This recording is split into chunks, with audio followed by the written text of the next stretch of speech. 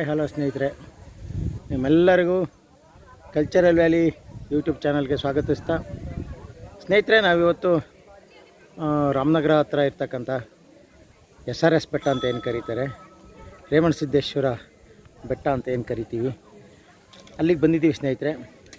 ಈ ರೇವಣಸಿದ್ದೇಶ್ವರರು ಮತ್ತು ಇಲ್ಲಿ ರೇಣುಕಾಂಬ ಅಮ್ಮನವರ ಒಂದು ಸನ್ನಿಧಿಯಲ್ಲಿ ನಾವಿದ್ದೀವಿ. ಬನ್ನಿ ಸ್ನೇಹಿತರೆ, ಹೇಗಿದೆ ಅಂತಕ್ಕಂಥದ್ದನ್ನ ನೋಡ್ಕೊಂಡು ಬರೋಣ.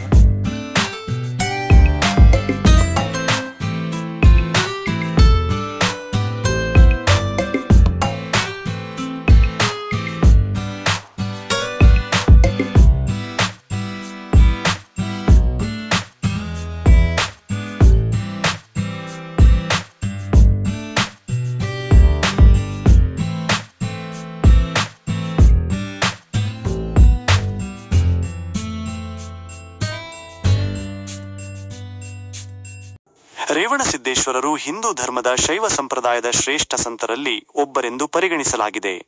ಇವರ ಐತಿಹಾಸಿಕ ಹಿನ್ನೆಲೆ ಸಂಕೀರ್ಣವಾಗಿದ್ದು, ದಂತಕಥೆಗಳು, ಪುರಾಣಗಳು ಮತ್ತು ವಾಸ್ತವಿಕ ಅಂಶಗಳನ್ನು ಒಳಗೊಂಡಿದೆ. ರೇವಣಸಿದ್ದೇಶ್ವರರ ಹಿನ್ನೆಲೆ. ರೇಣುಕಾಚಾರ್ಯರ ಅವತಾರ. ರೇವಣಸಿದ್ದೇಶ್ವರರನ್ನು ಜಗದ್ಗುರು ಶ್ರೀ ರೇಣುಕಾಚಾರ್ಯರ ರೇವಣಾರಾಧ್ಯ ಅಥವಾ ರೇವಣಸಿದ್ಧ ಎಂದು ಕರೆಯಲಾಗುತ್ತದೆ, ಅವತಾರವೆಂದು ಪರಿಗಣಿಸಲಾಗುತ್ತದೆ.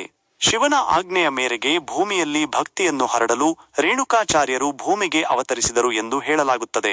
ಅವರು ಪಂಚಾಚಾರ್ಯರಲ್ಲಿ ಒಬ್ಬರು. ವೀರಶೈವ ಸಿದ್ಧಾಂತದ ಪ್ರಸಾರ. ರೇಣುಕಾಚಾರ್ಯರು ಕಲಿಯುಗದಲ್ಲಿ ವೀರಶೈವ ಸಿದ್ಧಾಂತವನ್ನು ಬೋಧಿಸಲು ಮತ್ತು ಪ್ರಚಾರ ಮಾಡಲು ಬಂದ 5 ಆಚಾರ್ಯರಲ್ಲಿ ಒಬ್ಬರು. ಸರ್ವೇ ಜನಾಃ ಸುಖಿನೋ ಭವಂತು ಎಂಬ ಧ್ಯೇಯವಾಕ್ಯದೊಂದಿಗೆ ಸಮಾಜದಲ್ಲಿ ಸಮಾನತೆ ಮತ್ತು ಭಕ್ತಿಯನ್ನು ಬೆಳೆಸುವಲ್ಲಿ ಅವರು ಪ್ರಮುಖ ಪಾತ್ರ ವಹಿಸಿದರು. ಕೊಲ್ಲಿಪಾಕಿ ಉದ್ಭವ.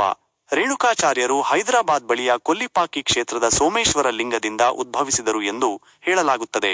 ಅಲ್ಲಿಂದಲೇ ಅವರು ರೇವಣಸಿದ್ದೇಶ್ವರ ಎಂಬ ಹೆಸರನ್ನು ಪಡೆದರು.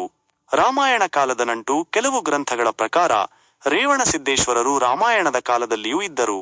ಪಂಚವಟಿಯ ಮಹರ್ಷಿ ಅಗಸ್ತ್ಯರಿಗೆ ಗುರುಗಳಾಗಿದ್ದರು ಎಂದು ಹೇಳಲಾಗುತ್ತದೆ. ರಾವಣನ ಮರಣದ ನಂತರ ಅವನ ಸಹೋದರ ವಿಭೀಷಣನ ಕೋರಿಕೆಯ ಮೇರೆಗೆ 3 ಕೋಟಿ ಶಿವಲಿಂಗಗಳನ್ನು ಪ್ರತಿಷ್ಠಾಪಿಸಿದರು ಎಂದು ದಂತಕಥೆಗಳಿವೆ. ರಾಮಪುರಿ ಮಠದ ಸ್ಥಾಪನೆ. ಇವರು ರಂಭಾಪುರಿ ಮಠವನ್ನು ಸ್ಥಾಪಿಸಿದರು. ವೀರಶೈವರ ರೇಣುಕಾ ಗೋತ್ರಕ್ಕೆ ಅವರ ಹೆಸರನ್ನು ಇಡಲಾಗಿದೆ. ಪವಾಡಗಳು ಮತ್ತು ಪ್ರಯಾಣ. ರೇವಣಸಿದ್ದೇಶ್ವರರು ತಮ್ಮ ಜೀವಿತಾವಧಿಯಲ್ಲಿ ದೇಶದಾದ್ಯಂತ ಸಂಚರಿಸಿ ಹಲವು ಪವಾಡಗಳನ್ನು ಮಾಡಿದರು. ಕಷ್ಟದಲ್ಲಿರುವ ಬಡವರಿಗೆ ಮತ್ತು ಅಜ್ಞಾನಿಗಳಿಗೆ ಸಹಾಯ ಮಾಡಿದರು. ಶಿವಭಕ್ತಿಯನ್ನು ಹರಡಲು ಅನೇಕ ರಾಜರು ಮತ್ತು ಸಾಮ್ರಾಟರನ್ನು ಮನವೊಲಿಸಿದರು. ರೇವಣಸಿದ್ದೇಶ್ವರ ಬೆಟ್ಟ, ರಾಮನಗರ. ಕರ್ನಾಟಕದ ರಾಮನಗರದ ಬಳಿಯ ಆವರಹಳ್ಳಿಯಲ್ಲಿರುವ ಬೆಟ್ಟದ ಮೇಲೆ ರೇವಣಸಿದ್ದೇಶ್ವರರು ತಪಸ್ಸು ಮಾಡಿದರು ಎಂದು ಹೇಳಲಾಗುತ್ತದೆ. ಈ ಸ್ಥಳವನ್ನು ಈಗಲೂ ಪವಿತ್ರ ಶಿವಕ್ಷೇತ್ರವೆಂದು ಪರಿಗಣಿಸಲಾಗಿದೆ ಮತ್ತು ಇದನ್ನು ರೇವಣಸಿದ್ದೇಶ್ವರ ಬೆಟ್ಟ ಎಂದೇ ಕರೆಯಲಾಗುತ್ತದೆ. ಇಲ್ಲಿ ರೇಣುಕಾಂಬ ದೇವಾಲಯ, ಭೀಮೇಶ್ವರ ದೇವಾಲಯ ಮತ್ತು ರೇವಣಸಿದ್ದೇಶ್ವರರ ಮುಖ್ಯ ದೇವಾಲಯಗಳಿವೆ. ಲಿಂಗೈಕ್ಯ.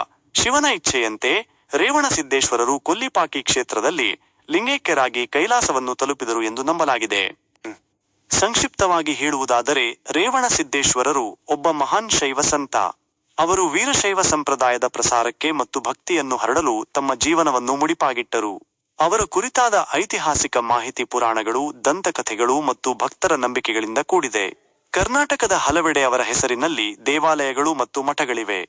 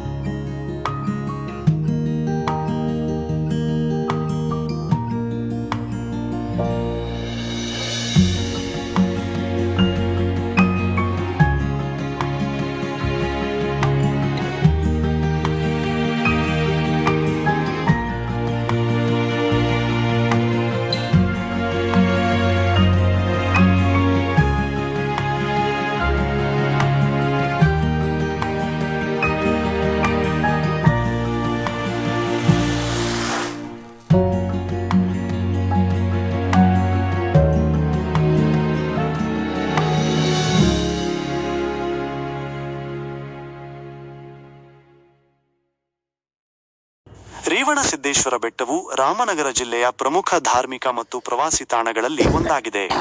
ಇಲ್ಲಿನ ಸುತ್ತಮುತ್ತಲಿನ ಸೌಂದರ್ಯವು ಭಕ್ತರು, ಪ್ರವಾಸಿಗರು ಮತ್ತು ಚಾರಣಿಗರನ್ನು ಆಕರ್ಷಿಸುತ್ತದೆ.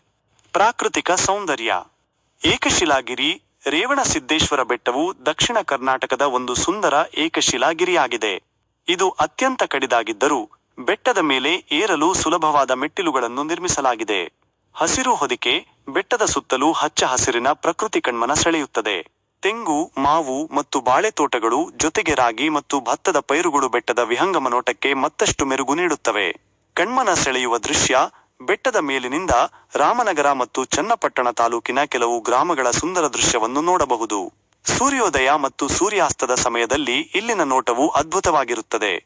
ತಂಗಾಳಿ ಮತ್ತು ವಾತಾವರಣ. ಬೆಟ್ಟವನ್ನು ಏರುತ್ತಾ ಹೋದಂತೆ ಬೀಸುವ ತಂಗಾಳಿಯು ಆಯಾಸವನ್ನು ನೀಗಿಸುತ್ತದೆ. ಬೆಳಿಗ್ಗೆ ಮೈಕೊರೆವ ಚಳಿ, ಮಧ್ಯಾಹ್ನ ಬಿಸಿಲು ಮತ್ತು ಸಂಜೆ ತಂಗಾಳಿಯೊಂದಿಗೆ ವಿಭಿನ್ನ ವಾತಾವರಣವನ್ನು ಅನುಭವಿಸಬಹುದು. ಔಷಧೀಯ ಸಸ್ಯಗಳು. ಈ ಬೆಟ್ಟವು ಹಲವು ದಿವ್ಯ ಔಷಧೀಯ ಸಸ್ಯಗಳಿಗೆ ನೆಲೆಯಾಗಿದೆ ಎಂಬ ನಂಬಿಕೆಯೂ ಇದೆ. ಬೆಟ್ಟದ ಮೇಲಿನ ಮತ್ತು ಸುತ್ತಲಿನ ಆಕರ್ಷಣೆಗಳು. ರೇಣುಕಾಂಬೆಯ ದೇವಾಲಯ. ಬೆಟ್ಟದ ತಪ್ಪಲಿನಲ್ಲಿ ರೇವಣಸಿದ್ದೇಶ್ವರನ ತಂಗಿಯಾದ ರೇಣುಕಾಂಬೆಯ ಸುಂದರ ದೇವಾಲಯವಿದೆ. ಭೀಮೇಶ್ವರ ದೇವಾಲಯ. ಬೆಟ್ಟದ ಮಧ್ಯಭಾಗದಲ್ಲಿ ಭೀಮೇಶ್ವರ ದೇವಾಲಯವಿದ್ದು, ಪಾಂಡವರು ವನವಾಸದಲ್ಲಿದ್ದಾಗ ಭೀಮನು ಇಲ್ಲಿ ಶಿವಲಿಂಗವನ್ನು ಪ್ರತಿಷ್ಠಾಪಿಸಿದನು ಎಂಬ ಪ್ರತೀತಿ ಇದೆ. ರೇವಣಸಿದ್ದೇಶ್ವರ ಗುಹೆ. ಬೆಟ್ಟದ ಮುಂಭಾಗದಿಂದ ಕೆಳಕ್ಕೆ ಇಳಿದರೆ ರೇವಣಸಿದ್ದೇಶ್ವರರು ತಪಸ್ಸು ಮಾಡಿದ ಗುಹೆ. ರೇವಣಸಿದ್ದೇಶ್ವರನ ಲಿಂಗಮೂರ್ತಿ ಮತ್ತು ಬಸವನ ವಿಗ್ರಹಗಳನ್ನು ಕಾಣಬಹುದು. ದೊಡ್ಡ ಗಂಟೆ ಮತ್ತು ಗೋಪುರಗಳು. ಬೆಟ್ಟದ ತುದಿಯಲ್ಲಿ ಪೂರ್ವ ಪಶ್ಚಿಮವಾಗಿ ರೇವಣಸಿದ್ದೇಶ್ವರರ ಶಿಷ್ಯಂದಿರಾದ ರುದ್ರಮುನೇಶ್ವರ ಮತ್ತು ಸಿದ್ದರಾಮೇಶ್ವರರ ಗೋಪುರಗಳಿವೆ. ಮಧ್ಯದಲ್ಲಿ ಒಂದು ದೊಡ್ಡ ಗಂಟೆ ಇದ್ದು ಅದನ್ನು ಬಾರಿಸುವ ಮೂಲಕ ಬೆಟ್ಟ ಹತ್ತಿದ ಸಂಭ್ರಮವನ್ನು ಆಚರಿಸುವ ಪ್ರತೀತಿ ಇದೆ. ಸಂಕ್ಷಿಪ್ತವಾಗಿ ಹೇಳುವುದಾದರೆ, ರೇವಣಸಿದ್ದೇಶ್ವರ ಬೆಟ್ಟವು ಆಧ್ಯಾತ್ಮಿಕ ಶಾಂತಿಯ ಜೊತೆಗೆ ಪ್ರಕೃತಿಯ ಸೌಂದರ್ಯವನ್ನು ಆಸ್ವಾದಿಸಲು ಸೂಕ್ತವಾದ ತಾಣವಾಗಿದೆ. ಇಲ್ಲಿನ ಭಕ್ತಿ ಮತ್ತು ಸಾಹಸದ ಸಮ್ಮಿಲನವು ಭೇಟಿ ನೀಡುವವರಿಗೆ ವಿಶಿಷ್ಟವಾದ ಅನುಭವವನ್ನು ನೀಡುತ್ತದೆ.